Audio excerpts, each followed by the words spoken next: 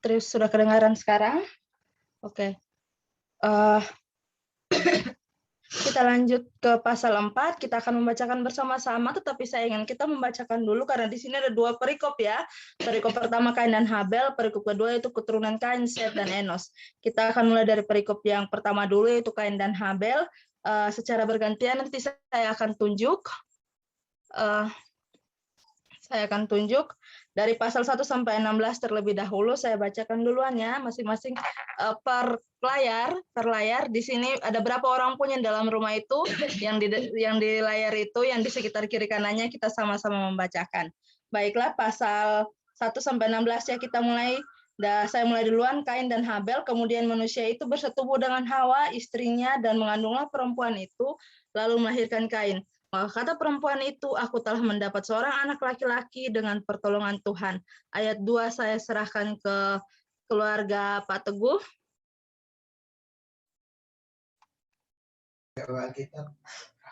Oke.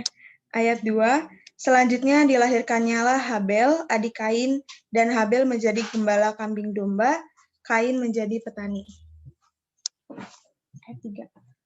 Setelah beberapa waktu lamanya, maka Kain mempersembahkan sebagian dari hasil tanah itu kepada Tuhan sebagai korban persembahan. Habel juga mempersembahkan korban persembahan dari anak sulung kambing dombanya, yakni lemak-lemaknya. Maka Tuhan mengindahkan Habel dan korban persembahannya itu. Tetapi Kain dan korban persembahannya tidak diindahkannya. Lalu hati Kain menjadi sangat panas dan mukanya muram.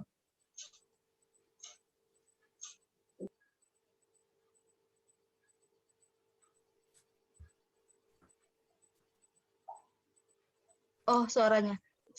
Berikutnya saya serahkan ke keluarga Pak Denny.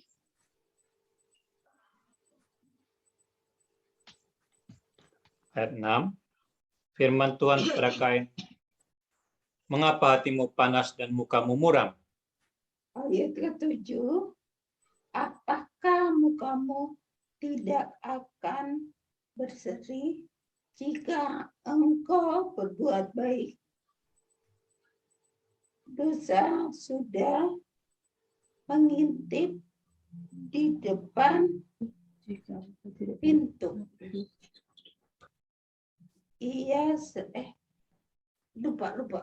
Dosa sudah mengintip di depan pintu. Ia sangat menggoda engkau, tetapi engkau harus berkuasa atasnya. Oke, terima kasih. Berikutnya saya serahkan kepada keluarga Lango.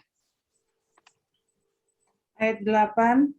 Kata Kain kepada Habel adiknya, marilah kita pergi ke padang. Ketika mereka ada di padang, tiba-tiba Kain memukul Habel adiknya itu, lalu membunuh dia. Ayat 9, firman Tuhan kepada Kain, di mana Habel adikmu itu? Jawabnya, aku tidak tahu. Apakah aku penjaga adikku? Ayat 10, firman-Nya, apakah yang telah kuperbuat ini? Darah adikmu itu berteriak kepadaku dari tanah.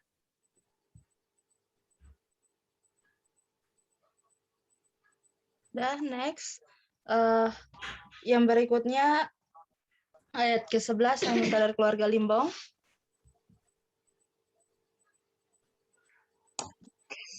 Ayat 11, maka sekarang terkutuklah engkau, terbuang jauh dari tanah yang mengangkangkan mulutnya untuk menerima darah adikmu itu dari tanganmu. Ayat 12, apabila engkau mengusahakan tanah itu, maka tanah itu tidak akan memberikan hasil sepenuhnya lagi kepadamu. Engkau menjadi seorang pelarian dan pengembara di bumi.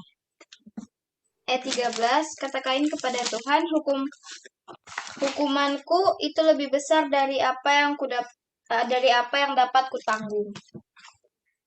Ayat 14, engkau menghalau aku sekarang dari tanah ini dan aku akan tersembunyi dari hadapanmu, seorang pelarian dan pengembara di bumi. Maka barang siapa yang akan bertemu dengan aku, tentulah akan membunuh aku.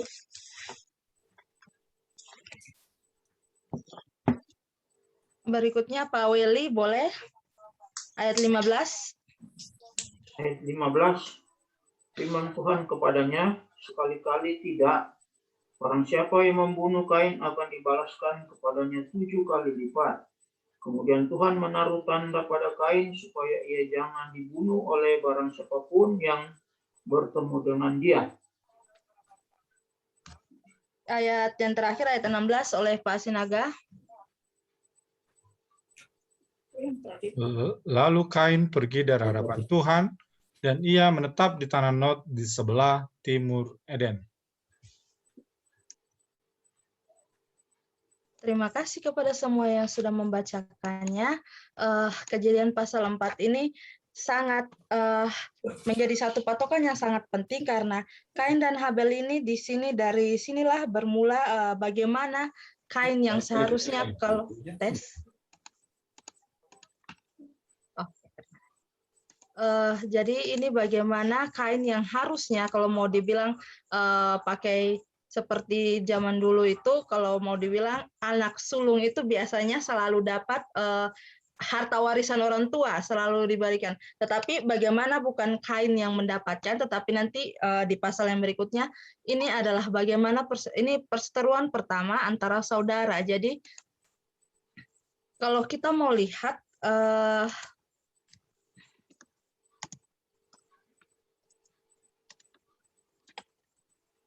cara Kain dan Habel ini di pasal 4 ini seperti kita lihat ada dua yang berbeda, dua yang saling bertolak belakang, dua hal yang bertolak belakang, dan memang juga di buku para nabi dan bapa yang pasal ke-5, buku para nabi dan bapa ya, pasal ke-5 di mana judulnya Kain dan Habel diuji. Di situ Ellen G. White memulai dengan mengatakan bahwa Kain dan Habel berbeda sekali dalam tabiat. Habel punya roh kesetiaan kepada Tuhan, tetapi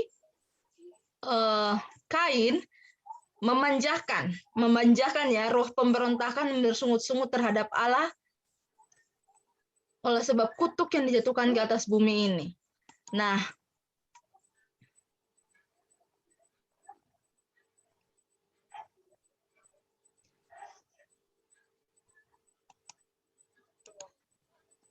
kemudian, tapi kita mau bilang juga, tapi ini dibuka Kain dan Habel.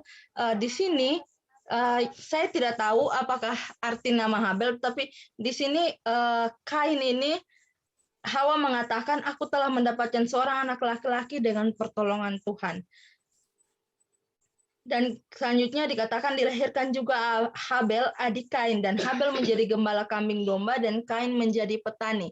Tidak dikatakan juga di Alkitab kenapa yang satu ingin jadi gembala kambing domba dan satu juga menjadi petani. Tetapi di sini kita bisa lihat kalau menggembalakan kambing dan domba menjadi petani, berarti mereka umurnya bukan anak kecil lagi, mereka bukan yang baru diajarkan oleh orang tua, ini kita harus begini, lo harus begini. Tapi intinya mereka sudah belajar, mereka tahu apa yang diperintahkan Tuhan, mereka tahu tata cara peribadatan, mereka juga tahu hari Sabat harusnya. Dari sini dengan dikonfirmasikan bahwa mereka sudah punya pekerjaan masing-masing. Kenapa ini penting? Karena ini nantinya pada saat uji yang diberikan oleh Tuhan, sebagaimana yang dikatakan oleh Nyonya Ellen G. White, uji yang diberikan oleh Tuhan, kan Adam telah diuji sebelumnya. Nah, sekarang juga bagaimana ujian oleh Tuhan datang ini melalui persembahan. Ini dikatakan oleh Nyonya Ellen G. White,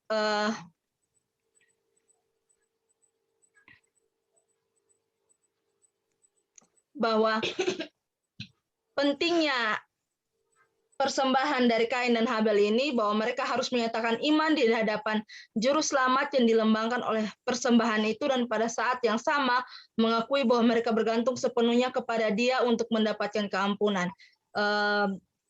Kita lanjut lagi.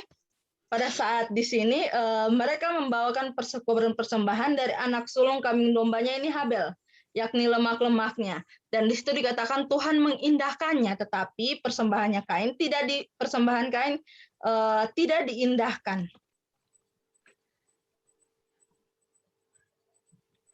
di sini Nyonya Ellen G. White mengatakan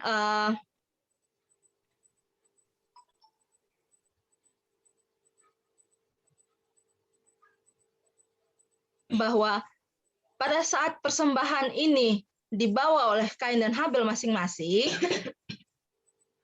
api memancar dari surga dan membakar korban dari Habel. Tetapi Kain telah melanggar petunjuk dan perintah Tuhan yang jelas itu dengan bawa persembahan buah-buahan. Tidak ada tanda-tanda dari surga bahwa persembahannya diterima. Dan Nyonya Ellen G. White juga mengatakan di buku ini bahwa Habil mengajak saudaranya untuk menghampiri Allah sama seperti yang telah dijelaskan Tuhan. Tetapi bujukan itu hanya membuat Kain lebih nekat untuk mengikuti kemauannya. Sebagai anak sulung, ia merasa terlalu tinggi untuk menerima nasihat saudaranya dan ia pun menolaknya. Di sini sekali lagi dijelaskan, Kain datang ke hadapan Allah disertai persungutan dan tidak percaya di dalam hatinya sehubungan dengan korban yang dijanjikan itu dan perlunya persembahan itu. Di sini sekaligus juga saya bacakan di sini dari Nyonya Ellen G. White bahwa adalah merupakan satu kelemahan bagi Kain untuk mengikuti dengan seksama akan rencana yang digariskan oleh Tuhan. Kain memilih untuk bergantung pada diri sendiri, ia mengandalkan jasa baiknya sendiri, ia tidak mau membawa domba dan mencampur darahnya dengan persembahannya, melainkan mempersembahkan buah-buahannya hasil jerih payahnya. Ia menghadapkan persembahan itu sebagai satu jasa baik ya kepada Tuhan, melalui mana ia mengharapkan untuk memperoleh persetujuan ilahi. Jadi di sini kita bisa melihat Kain kalau bawa persembahan, Kain menurut, dia membawa persembahan, dia mendirikan mezbah, dia menurut seperti petunjuk Tuhan, tapi penurutannya hanya sebagian, yaitu tidak sampai kepada apa yang harus dibawa, yaitu satu korban. Ini adalah bagian yang bahkan sangat perlu, karena itu adalah bagian di mana kita mengaku akan kebutuhan kepada Allah.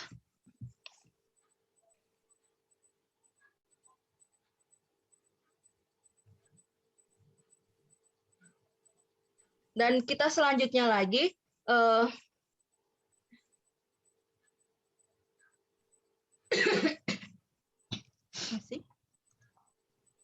kita sampai di mana pada waktu pasal 8 ya, pasal berapa nih? Pasal 6, sorry maaf. Firman Tuhan kepada Kain, mengapa hatimu panas? Di sini Kain sudah melihat bahwa korbannya tidak diindahkan, hatinya sangat panas. Ia marah kepada Tuhan karena tidak menerima usahanya, tidak menerima bahwa dia sudah membawa korban, membawa mezbah, tapi memaksa, ini bisa dibilang memaksa Tuhan untuk menerima usaha dianya sendiri, tetap bukan gantinya menuruti apa yang ditunjukkan oleh Tuhan. Ini sudah masuk di mana roh pemberontakan. Dan dia tidak menghargai apa yang ditunjukkan Tuhan. Bahkan kita lanjut berikutnya, di pasal 6 itu ini sampai Tuhan turun tangan sendiri. Padahal Tuhan sudah tahu kalau ini persembahannya bisa dibilang persembahannya tidak diterima, tapi Tuhan mau datang bermusyawarah. Bisa dibilang ini adalah satu bermusyawarah karena ada percakapan yang terjadi antara Tuhan dan Kain, di mana Tuhan mengatakan, mengapakah mukamu tidak berseri jika engkau berbuat baik, tetapi jika engkau tidak berbuat baik, dosa sudah mengintip di depan pintu, ia sangat menggoda engkau, tetapi engkau harus berkuasa atasnya. Ini bahkan Tuhan sudah datang bermusyawarah, kasih nasihat lagi. Tapi gantinya mengaku dosanya.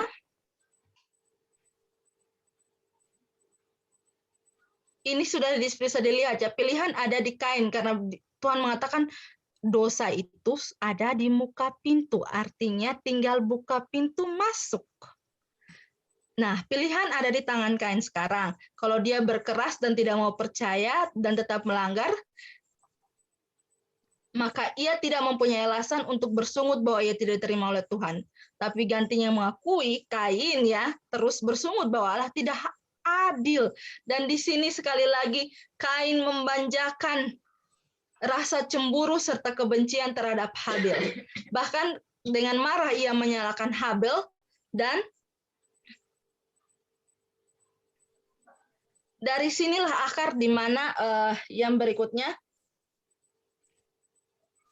di mana Kain mengajak Habel untuk pergi ke padang, dan disitulah Kain memukul Habel dan adiknya itu lalu membunuh dia.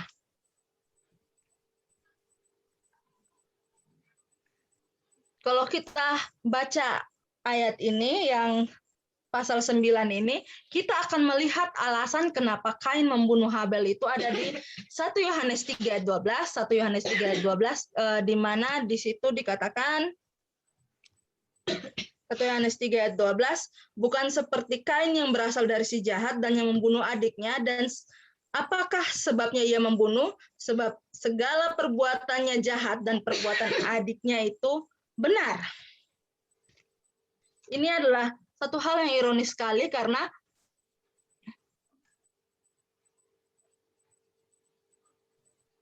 bukan karena apa-apa, tetapi karena perbuatan saudaranya itu adalah benar.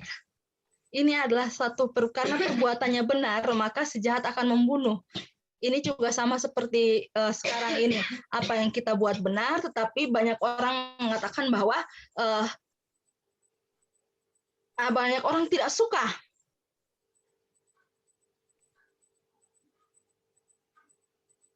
Seperti kalau anak-anak di sekolah itu biasanya kalau saat mau ujian itu yang biasanya mereka akan mendekati yang anak-anak yang pintar. Nanti sebentar bagi contekan. Nanti kalau yang ini bisa itu tidak memberitahukan, mereka akan marah. Padahal itu adalah satu perbuatan yang salah. Ini juga sama. Hanya karena kita melakukan sesuatu yang benar, disalahkan. Nah, ini juga kalau kita lihat, pembunuhan ini adalah contoh yang paling pertama sejak Tuhan mengatakan bahwa permusuhan dia akan diadakan di antara ular dan benih perempuan itu yang ada kemarin di Kejadian pasal 3 ayat 15. Kalau yang ikut Rebu Malam kemarin, ini contoh pertama.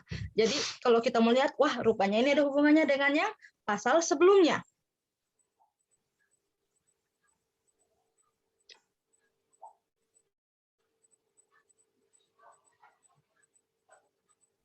Kita lanjut lagi yang ke berikutnya. Tuhan memanggil Kain untuk mempertanggungjawabkan kejahatannya. Di sini dikatakan firman Tuhan kepada Kain, di mana Habel adikmu itu? Tapi Kain menjawab, aku tidak tahu apakah aku penjaga adikku.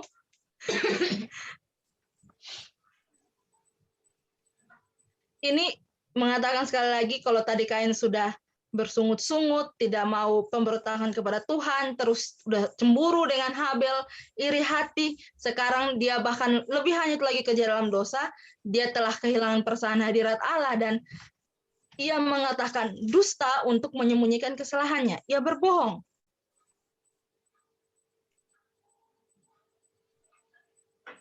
Dan kembali Tuhan berkata kepada Kain, apakah yang telah kau perbuat ini? Darah adikmu itu berteriak kepadaku dari tanah. Dan selanjutnya kita bisa baca di pasal 10 dan sampai pasal 12.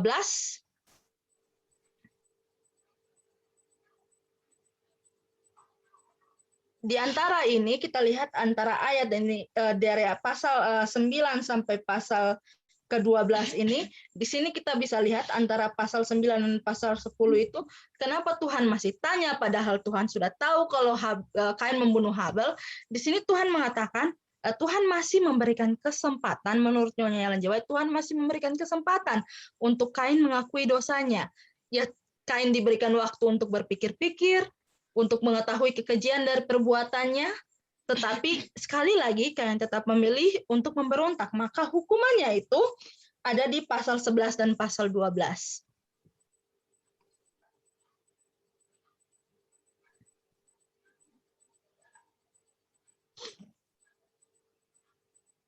Dan kenapa hukumannya kalau dulu kalau nggak salah pada zaman dulu ya, saya tidak, tapi bukan di zamannya Adam. Kalau zaman dulu yang nyawa dibayar nyawa dan sebagainya itu saya lupa itu ada di bilangan berapa, bilangan atau imamat saya lupa.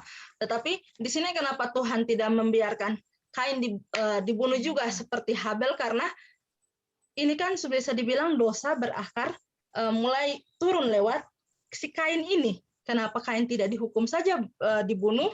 Nah, Ellen G. White juga mengatakan bahwa dengan membiarkan si pembunuh pertama hidup, Tuhan menghadapkan kepada alam semesta satu pelajaran sehubungan dengan pertarungan yang besar. Sejarah Kain dan keturunannya yang gelap itu merupakan gambaran apa yang menjadi akibatnya bila mana orang berdosa dibiarkan hidup selama-lamanya.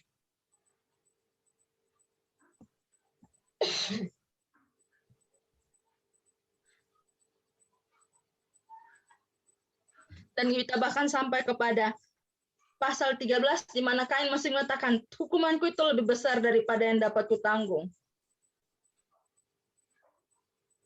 Dan pasal 14 bahkan dengan hukuman yang diberikan itu Tuhan masih memberikan kasih setia, masih menunjukkan kasih setianya. Dan dikatakan di pasal 15 firman Tuhan kepadanya sekali-sekali tidak, barang siapa membunuh Kain akan dibalaskan 7 kali lipat. Kemudian Tuhan menaruh tanda pada Kain supaya ia jangan dibunuh oleh barang siapapun yang bertemu dengan dia. Ini adalah sesuatu yang sangat luar biasa, bahkan di saat Allah Kain sudah dihukum oleh Allah, Tuhan masih menunjukkan kasih setianya. Kita lanjut ke perikop kedua, pasal 17 sampai pasal 18, pasal 17 sampai pasal 18, pasal 17 sampai pasal 20, pasal 17, ayat 17 sampai ayat 26. Ya ampun, kebanyakan jadi lupa. Baiklah, yang berikutnya mulai dari saya dulu, selanjutnya dilanjutkan oleh Pak Pendeta. Keturunan Kain, Set, dan Enos. Kain bersetubuh dengan istrinya dan mengandunglah perempuan itu lalu melahirkan Henok. Kemudian Kain mendirikan satu kota yang dinamanya kota itu Henok menurut nama anaknya. Selanjutnya Pak Pendeta.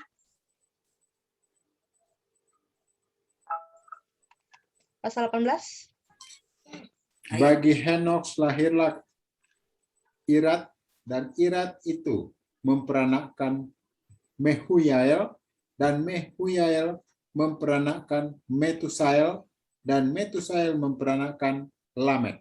Ayat 19, Lameh mengambil istri 2 orang, yang satu namanya Ada, yang lain Zila. Ayat 20, Ada itu melahirkan Yabal, dialah yang menjadi bapak orang yang diam dalam kemah dan memelihara ternak. Oke, terima kasih Wapen. Selanjutnya Nadine, apakah bisa? Pasal 20. Ayat 21, nama adiknya ialah Yubal, dialah yang menjadi bapa semua orang yang memainkan kecapi dan suling. Ayat 23, Sila juga melahirkan anak yakni Tubal Kain, bapa semua tukang tembaga dan tukang besi. Adik perempuan Tubal Kain ialah Naamah. Oke, pasal 23, saya tidak tahu apakah Kak Anci bisa, atau Kak Mas sedang mengikuti ibadah pemakaman, Kak? Bisa nggak? Oke, kalau gitu saya minta tolong kembali kepada keluarga Lango saja. Pasal 23. Belum buka suara, Pak Lango. Belum buka suara. Kejadian 4 ayatnya yang ke-23. Berkatalah Lamek kepada kedua istrinya itu, Ada dan Sila, dengarkanlah suaraku, hai istri-istri Lamek. Pasanglah telingamu kepada perkataanku ini. Aku telah membunuh seorang laki-laki karena ia melukai aku. Membunuh seorang muda karena ia memukul aku sampai bengkak. Ayatnya yang ke-24. Sebab jika Kain harus dibalaskan 7 kali lipat, maka Lamek 77 kali lipat. Ayat 25, Adam bersetubuh pula dengan istrinya, lalu perempuan itu melahirkan seorang anak laki-laki dan menemaninya. menamainya Set, sebab katanya Allah telah mengaruniakan kepadaku anak yang lain sebagai ganti Habel, sebab Kain telah membunuhnya. Ayat ke-26, lahirlah seorang anak laki-laki bagi Set dan juga anak itu dinamanya Enos. Waktu itulah orang mulai memanggil nama Tuhan. Oke, untuk yang pasal kedua ini kita pasal keempat yang perikop kedua keturunan Kain, Set dan Enos. Ini kenapa diberitakan terpisah padahal di pasal kelima nanti ada keturunan Adam. Kita harus melihat dengan jelas dulu kenapa. Karena kalau mau jelaskan keturunan Adam di sebelah saya waktu kecil saya sempat bertanya, keturunan Adam kenapa nggak sekalian di pasal 5 itu jelasin semua keturunan Adam dengan anak-anaknya itu, kenapa harus dipisah-pisah? Setelah kita lihat, kita mulai ya dari pasal kita ini ada hubungannya dengan perikop sebelumnya di ayat yang paling terakhir yaitu ayat 16. Lalu Kain pergi dari hadapan Tuhan dan ia menetap di tanah Nod di sebelah timur dari Eden. Nah, setelah menerima kutuk itu, Kain memisahkan diri dari rumah tangga bapaknya, dari rumah tangga Adam. Ia memilih mata pencahariannya sebagai seorang peladang, dan bahkan ia menamai satu kota itu sesuai nama anaknya. Dan di sini juga, Ellen G. White mencatat di dalam buku Para Nabi dan Bapa bahwa dengan perginya Kain dari rumah tangga bapaknya, memisahkan diri ini bahwa artinya Kain telah meninggalkan hadirat Tuhan, membuang perjanjian tentang Eden yang akan dipulihkan, dan lebih memilih untuk mencari harta benda atau kepelisiran di dunia yang berada di bawah kutuk dosa itu. Dengan demikian, Kain berdiri sebagai pemimpin orang yang menyembah ilah atau Allah lain di dunia ini.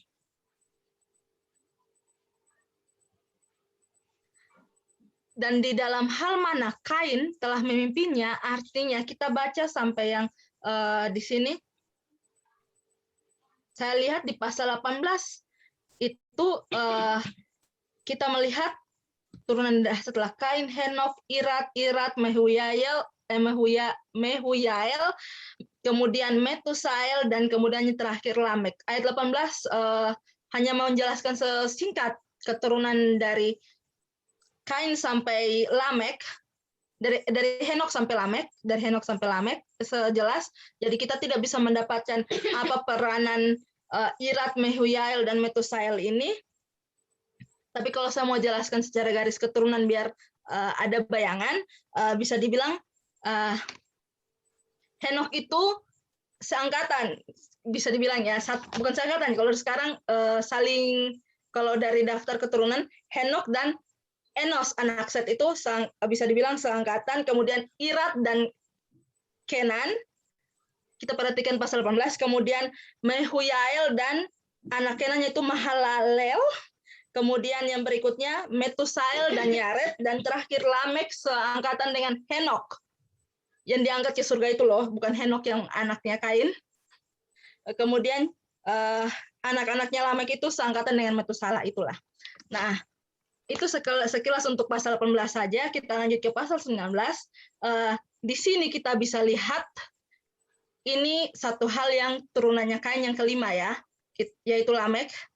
Ini adalah hal yang berasal dari Kain dan bisa dibilang menurun ke keturunan yang kelima yaitu Lamek. Untuk pertama kalinya dalam Alkitab dicatat adanya poligami.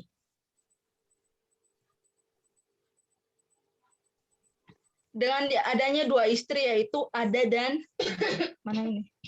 Ada dan Zila. Kalau tidak salah saya pernah baca di buku mana itu, Pak Pendeta tolong koreksi saya. Ada dan Zila ini anak-anaknya Kenan atau bukannya, saya lupa, nanti Pak Pendeta bisa ke saya. Jadi bisa dibilang zaman dulu itu bukan hal yang aneh kalau ada pernikahan antar saudara.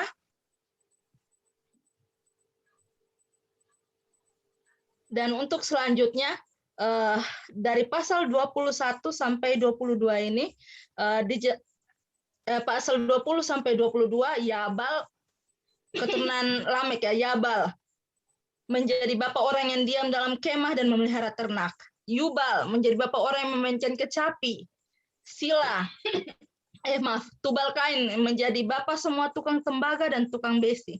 Dan terakhir, adik perempuan Tubal Kain adalah Naama. Naama ini adalah nama perempuan kedua setelah Hawa yang disebutkan di dalam Alkitab.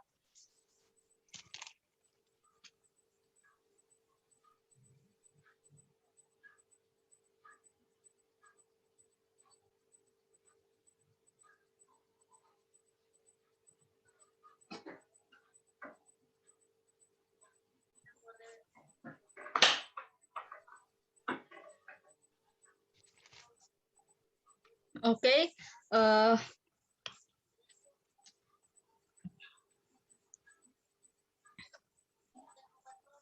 yang masuk. Dari sini kita bisa lihat bahwa nama-nama mereka ini semua adalah nama-nama bisa dibilang terkenal, termasyhur, menjadi bapak yang orang Indian dalam kemah. Ini nama-nama yang terkenal dan termasyhur. Semakin menguatkan apa yang dikatakan oleh Ellen G. White, di mana Kain dan keturunannya lebih memilih hal yang berhubungan dengan duniawi.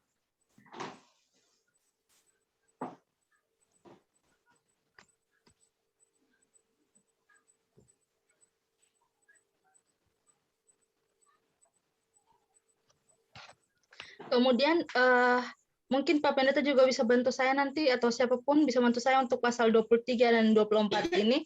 Saya kurang info bagaimana ceritanya Lamek bisa mengatakan kepada Ada dan Sila, dengarkan suaraku, hai istri-istri Lamek, pasanglah telingamu pada perkataanku ini, aku telah membunuh seorang laki-laki karena ia melukai aku, membunuh seorang muda karena ia memukul aku sampai bengkak. Sebab jika Kain harus dibalaskan 7 kali lipat, maka Lamek 77 kali lipat. Saya tidak tahu, tapi ini saya tidak tahu bagaimana mereka bisa Lamek bisa mengatakan itu, tetapi dari perkataannya Lamek ini saja bisa dibilang genetik, kalau versi biologi genetik atau sifat keturunan dari Kain yang pertama itu pembunuhan pertama, kemudian berikutnya ada pembunuhan lagi disebutkan oleh Lamek ini. Ini adalah satu hal yang harus kita perhatikan, bagaimana dosa itu bisa, ternyata mereka bilang bisa terbawa sampai keturunan. Kalau biologi bilang genetiknya manusia ya, terbawa sampai keturunan dari Kain dan akhirnya sampai Lamek ini dan memang kita. Nah, Lamek sampai di pasal 24, pasal 25 di sini beda dengan Kain. Di pasal 25 Set diperkenalkan sebagai Adam bersetubuh pula dengan istrinya, lalu perempuan itu melahirkan seorang anak laki-laki dan menamanya Set, sebab katanya Allah telah mengaruniakan kepadaku anak yang lain sebagai ganti Habel, sebab Kain telah membunuhnya. Kemudian di pasal yang ke-26 lahirlah seorang anak laki-laki bagi Set, dan juga anak itu dinamainya Enos. Ini adalah di dalam satu perikop ada 2 anak, Adam, Kain, dan Set, di mana Kain diperkenalkan langsung keturunannya, sedangkan Set diperkenalkan melalui Adam duluan.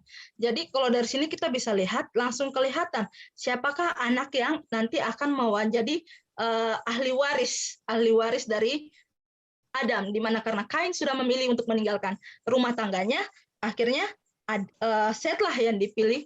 Bukan akhirnya Set, tapi karena Kain sudah memilih berbuat dosa, memilih meninggalkan rumah tangganya, dan lahirlah anak yang lain dan menjadi penerus yang akan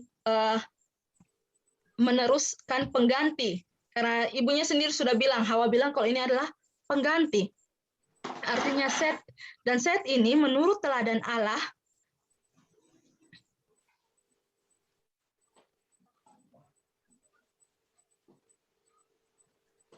dan di sini yang kita tekankan adalah dia bagian yang paling terakhir.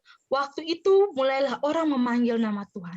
Ellen G. White mengatakan, umat yang setia yang telah menyembah kepada Tuhan sebelumnya, tapi ketika manusia bertambah banyak, perbedaan antara kedua golongan, yaitu golongan dari Kain dan golongan dari Set itu semakin jelas. Ini karena kenapa semakin jelas, dari sinilah nanti asal muasal di pasal ke-6. pasal ke-6. Kita akan tahu karena kita harus pelajari ini dulu, bagaimana dua golongan ini, yaitu Kain dan Set, dan nanti untuk seterusnya kita akan pelajari nanti di pasal ke-6, siapapun yang membawakan pasal ke-6, ini ada hubungannya dengan itu. Dari sinilah asal-muasal dosa, padahal dulu ada dua golongannya. Kita pegang dulu di pasal ke-4 ini ada dua golongan, yaitu Kain dan Set.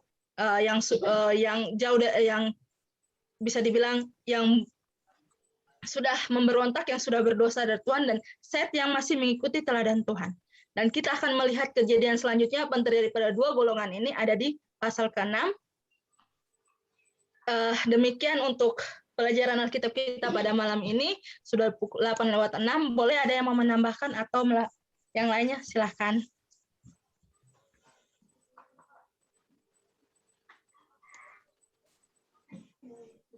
Kalau bertanya nanti yang jawab Pak Pendeta atau para Pak Teguh atau Pak Lango atau Pak Denny boleh menjawab.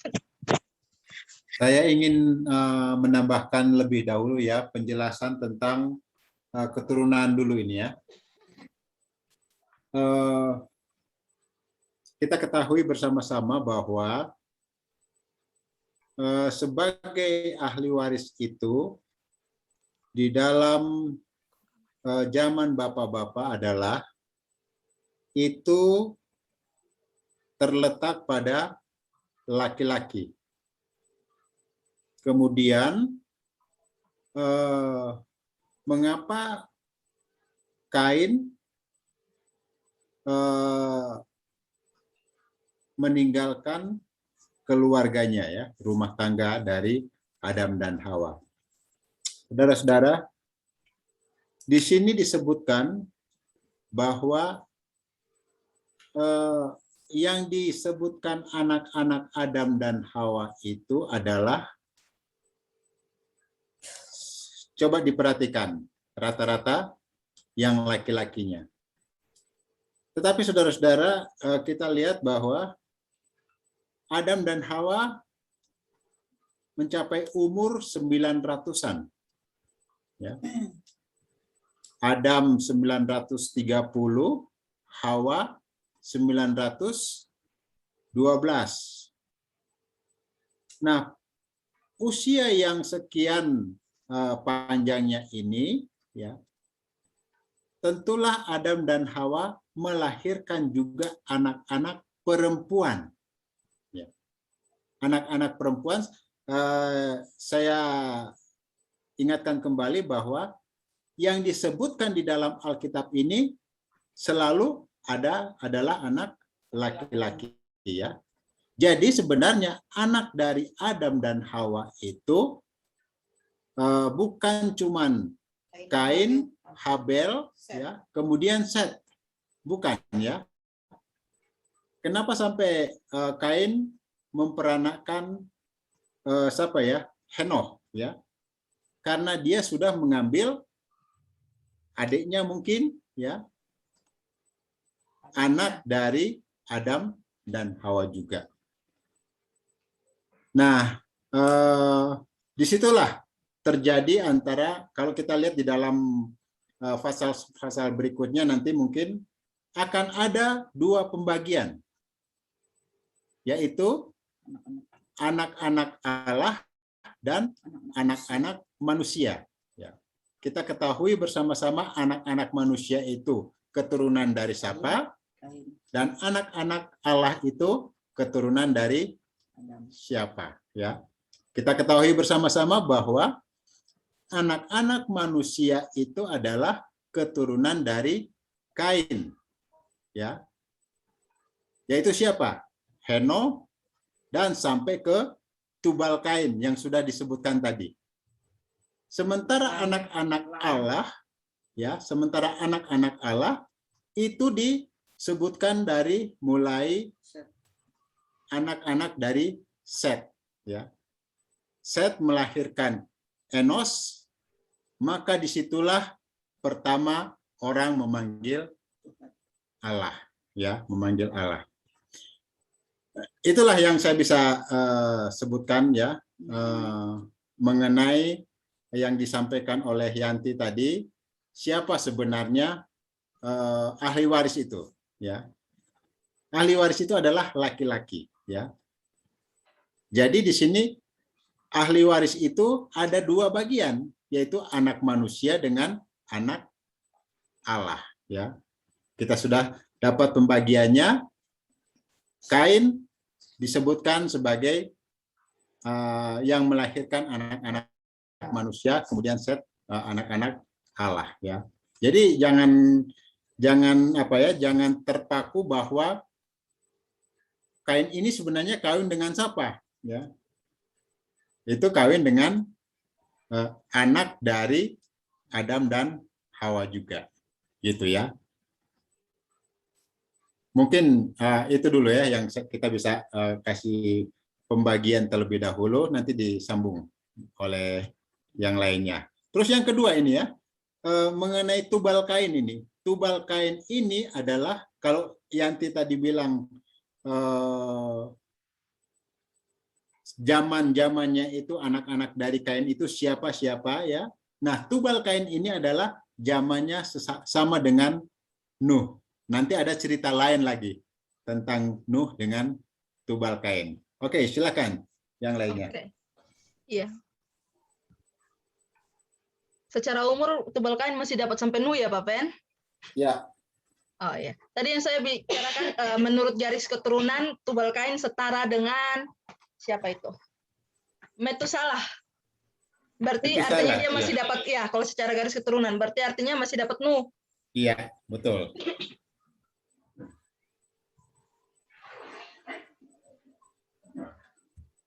Ada lagi yang mau kasih pertanyaan atau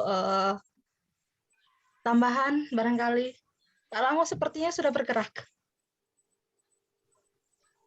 Baik, saya mungkin tambahkan sedikit. Bukankah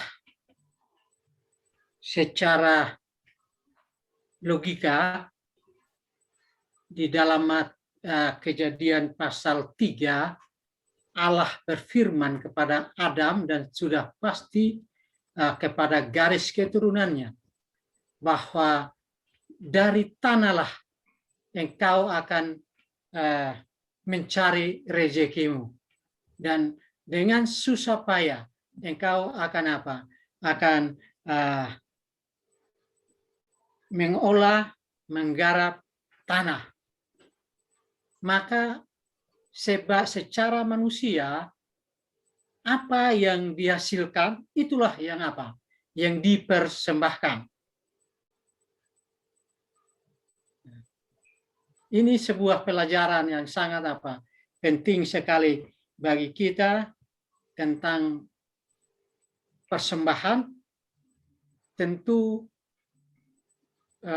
sesuai dengan yang telah dibacakan oleh Saudari Yanti tadi, bahwa sudah ada petunjuk ya dari Allah kepada Adam dan Hawa, dan itu diturunkan kepada apa? Kepada anak-anaknya bagaimana apa?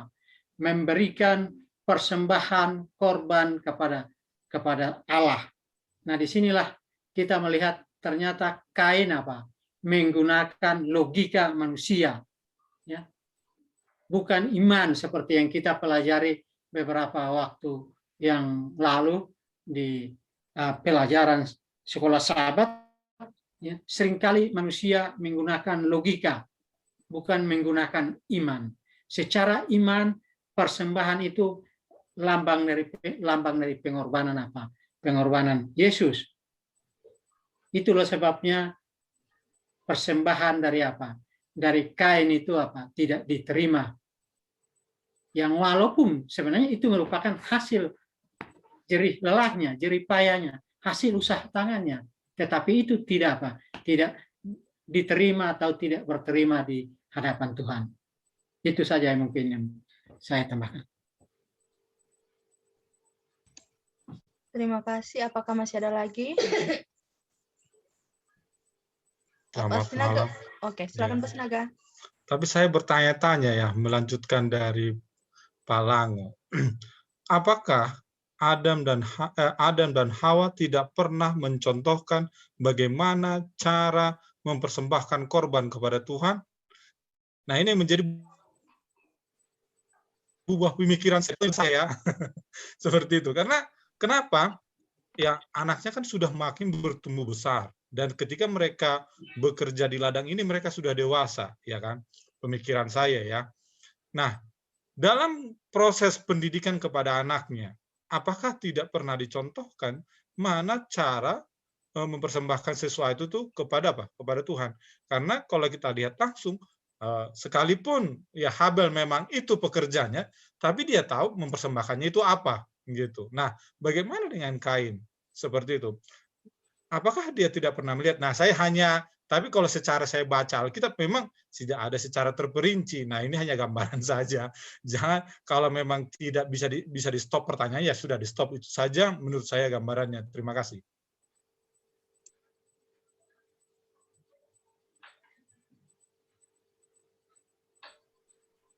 Baik, saya mau menyambung juga dari dari keterangan dari Pak Lango tadi mengenai persembahan ini. Memang pada dasarnya persembahan korban itu melambangkan kepada Yesus Kristus. Itu sudah dilakukan oleh Allah secara langsung. Kita ingat kapan itu? Ya. Pada saat Adam dan Hawa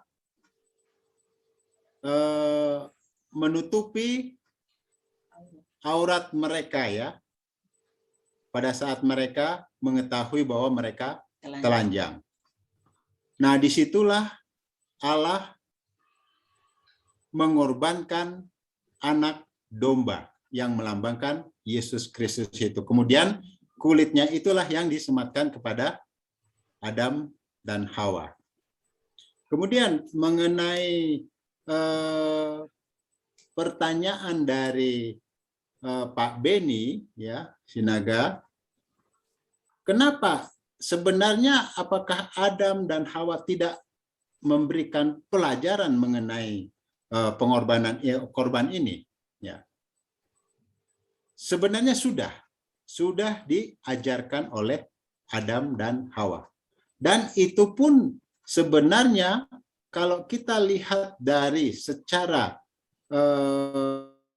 intelektual, ya, mereka lebih tinggi jauh intelektualnya karena mereka masih berhubungan dengan Allah secara langsung, ya, daripada intelektual kita sekarang ini, ya.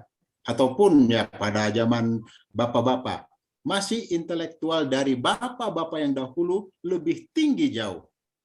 Dan mengenai pelajaran itu sebenarnya anak-anak dari Adam dan Hawa ini sudah mengerti sebenarnya. Hanya ada perbedaan di sini. Perbedaannya adalah penurutan, ya, penurutan. Di sini jelas terlihat bahwa penurutan itu terlihat jelas kepada siapa yang menurut mengenai persembahan ini, yaitu Habel, adik dari Kain.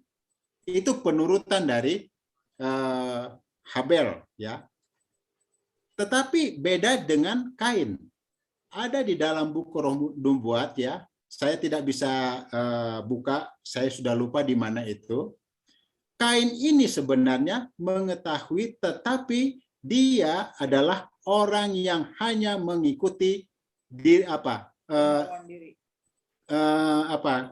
keinginan diri sendiri, ya, tidak mengikuti kebenaran-kebenaran yang ditunjukkan oleh orang tua mereka. Mengenai persembahan tadi, ya, Allah bisa saja menerima persembahan Kain mengenai hasil dari usahanya. Bisa saja Allah menerima persembahan dari Kain. Tetapi di sini Tuhan mengetahui bahwa Kain itu hanya mengikuti pikirannya sendiri, seperti yang dikatakan oleh Pak Lango tadi mengenai tabiat dari Kain, ya. Jadi kemanusiaannya lebih menonjol daripada imannya kepada penurutan yang disampaikan oleh Tuhan kepada anak-anak dari Adam dan Hawa untuk mengikuti bagaimana cara di dalam persembahan itu ya yang melalui korban yang melambangkan kepada korban dari Yesus Kristus sendiri. Itu ya mungkin yang saya bisa sampaikan ke kalau ada yang bisa menambahkan lagi silakan.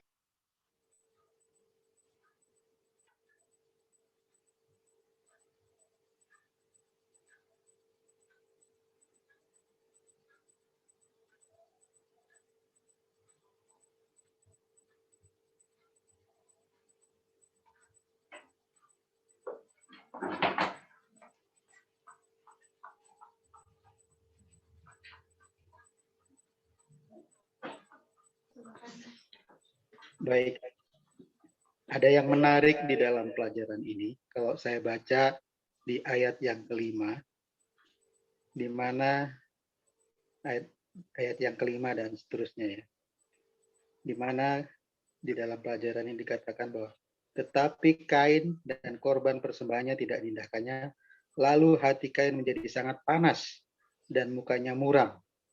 Firman Tuhan kepada Kain, mengapa hatimu panas dan mukamu muram? Apakah mukamu tidak akan berseri jika engkau berbuat baik? Nah, kalimat-kalimat ini yang ada di dalam firman Tuhan, ini satu hal yang harus kita benar-benar mengerti. Karena apa? Karena sebenarnya kalau saya baca di dalam pelajaran ini, Allah bukan tidak menyukai Kain, tetapi Allah lebih melihat bagaimana persembahan yang benar yang dilakukan oleh Habel. Dan Allah pun menganggap bahwa apa yang dilakukan Kain itu pun baik, ya. Karena di ayat 7 ini dikatakan bahwa apakah mukamu tidak akan berseri jika engkau berbuat baik? Jadi Allah juga menganggap apa yang dilakukan Kain ini sebenarnya baik. Tetapi disinilah yang menjadi masalah. Ketika Kain mengetahui bahwa Habel lebih diperhatikan oleh Allah, ayat ke-6 inilah yang menjadi satu koreksi bagi diri kita ya. Mengapa hatimu panas dan mukamu muram? Ini yang harus kita dalami firman Tuhan ini. Karena saya melihat di dalam pelajaran ini bahwa Allah pun menganggap bahwa apa yang dilakukan Kain itu sebenarnya juga baik adanya. Ya, baik. Jadi sebenarnya Allah tidak menolak, tapi dia hanya melihat kebenaran yang dilakukan oleh anak-anak Adam dan Hawa ini. Jadi ini yang perlu kita dalami lagi tentang tentang Kain dan Habel ini. Jangan sampai kita menjadi salah untuk mengerti tentang apa yang dimaksud Tuhan di dalam firman Tuhan ini. Boleh saya ilustrasikan pada kesempatan malam hari ini. Contoh, saya mungkin ya, dan mungkin Pak Pendeta sama-sama memberikan memberikan permohonan doa, memohon doa kepada Tuhan. Tahu-tahu yang dijawab doa saya, doa Pak Pendeta belum. Di situ mungkin Pak Pendeta marah. Kenapa Tuhan? Kok Tuhan tidak menjawab doa saya? Kok hanya doa Pak Teguh saja yang dijawab? Ada apa ini? Padahal saya seorang pendeta. Ya, ini yang perlu kita renungkan. Ya, bagaimana Bagaimana rencana Tuhan untuk manusia, kehendak Tuhan untuk manusia. Jadi saya melihat bahwa di sini inilah sifat manusia ketika dia tidak diperhatikan oleh Tuhan, dia merasa merasa cemburu. Kita baca di dalam ayat tadi mana ayat 7 ya. Nah, di ayat 7 ya saya lanjutkan. Tetapi jika engkau tidak berbuat baik, dosa sudah mengintip di depan pintu Ia sangat menggoda engkau, tetapi engkau harus berkuasa atasnya. Ini satu ayat yang harus kita juga pahami ya. Ketika kita sudah mempunyai rasa cemburu, rasa iri, maka kita harus hati-hati. Ya, harus hati-hati. Jangan sampai dosa itu apa? Dosa itu merenggut nafsu kita. Karena dikatakan bahwa engkau harus berhati-hati ya. Karena engkau harus berkuasa di atasnya. Jadi kita harus bisa mengalahkan apa? Mengalahkan dosa itu. Nah, saya melihat bahwa di dalam pelajaran Kain dan Habel ini bagaimana menunjukkan bahwa Tuhan sebenarnya memperhatikan dua anak Tuhan ini. Cuman masalahnya bahwa Tuhan ingin menunjukkan bagaimana penurutan itu yang harus dapat diutamakan ya, yang harus diutamakan. Masalah yang lainnya yaitu seperti yang dikatakan tadi bahwa ketika kita melakukan hal yang baik, bahwa Tuhan juga akan memperhitungkan sebenarnya. Cuman di sini ada rasa apa? Rasa tidak suka, rasa cemburu yang membuat kita apa? Yang membuat Kain jatuh di dalam dosa. Mungkin itu kalau saya bisa tambahkan di dalam pelajaran ini.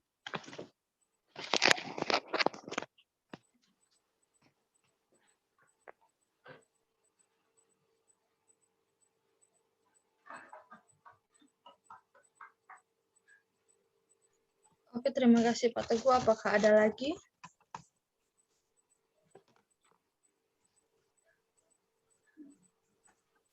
Ya, mau saya akan coba menambahkannya mengenai persembahan. Sebenarnya kalau kita mempelajari itu sudah ada di Kejadian 4 ayat 3 dan 4. Saya akan coba baca di Kejadian 4 ayat 3. Setelah beberapa waktu lamanya, maka Kain mempersembahkan sebagian dari hasil tanah itu kepada Tuhan sebagai korban persembahan. Di sini Tuhan menginginkan korban, bukan hasil tanah. Karena kalau korban itu ada hubungannya dengan darah, nanti kita akan digenapi nih ayat ini pada waktu Yesus mati di kayu salib. Akan digenapi ini, korban ini akan kita pelajari. Ayat keempat jika dijelaskan lagi, Habel juga mempersembahkan korban persembahan dari anak sulung. Anak sulung, ya, garis bawah itu kambing dombanya.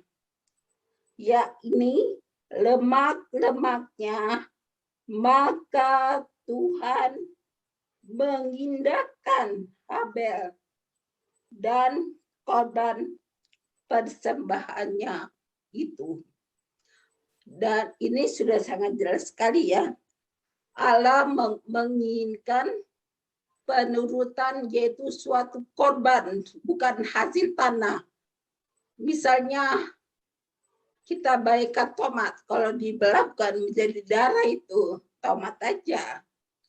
Terus kita baikkan pada saat kita petik bayam, ya bayam aja, tetap dia tidak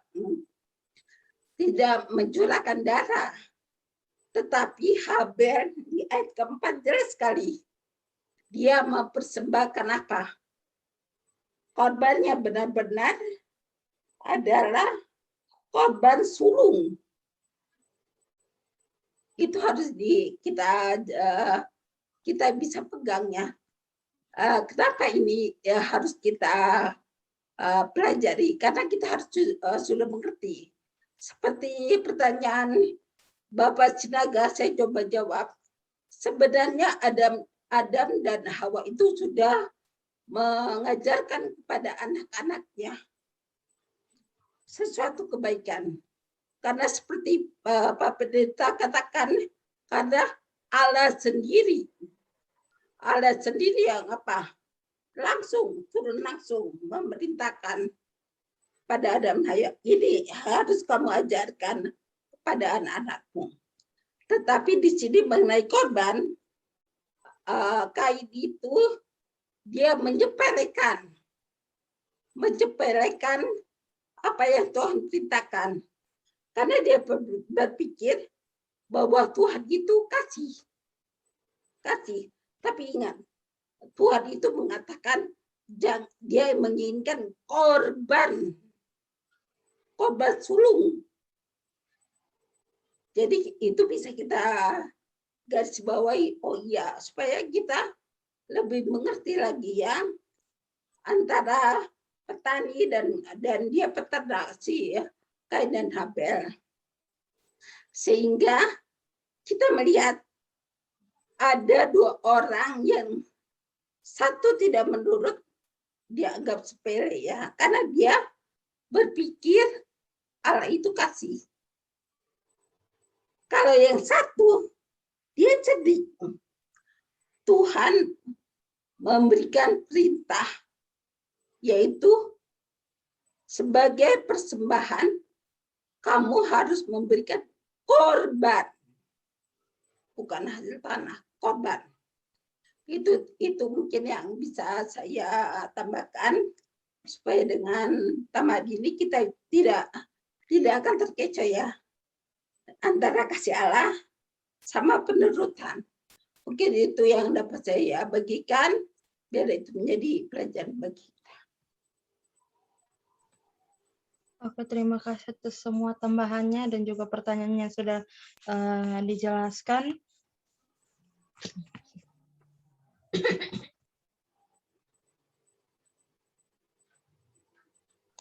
Oke, tes. Oke. Jadi kalau dari pertanyaan-pertanyaan tadi mungkin sebagai tambahan dari saya, dari pertanyaan dari Prasinaga sampai ini ya. Kalau tidak salah tadi saya juga sempat bilang tentang pendidikan Kain dan Habel. Tadi saya sudah sempat bilang, Kain buat mesbah, itu artinya sama seperti Habel. Buat mesbah, bawa persembahan, sama seperti Habel kan. Itu artinya di sini sudah mengindikasikan bahwa mereka sama-sama diajar hal yang sama. Sudah dikasih petunjuk Tuhan melalui orang tua mereka sama-sama. Artinya kalau secara logika, bukan secara logika, kalau secara masuk akalnya sudah pasti mereka diajar oleh hal yang sama. Dan yang perlu kita pertanyakan adalah kenapa Kain mau kasih persembahan yang dari hasil ladangnya, tapi Habel tetap kasih persembahan dari anak sulung kambing dombanya. Inilah yang sebenarnya harus kita pertanyakan, karena kalau pendidikan sudah pasti mereka sudah diajarin dari fakta yang tertulis di Alkitab. Itu saja. Dan lain sebagainya, mungkin ini sudah pukul 8:33 malam, mungkin sudah sampai akhirnya. Saya serahkan kembali kepada Sasha, terima kasih kepada semuanya.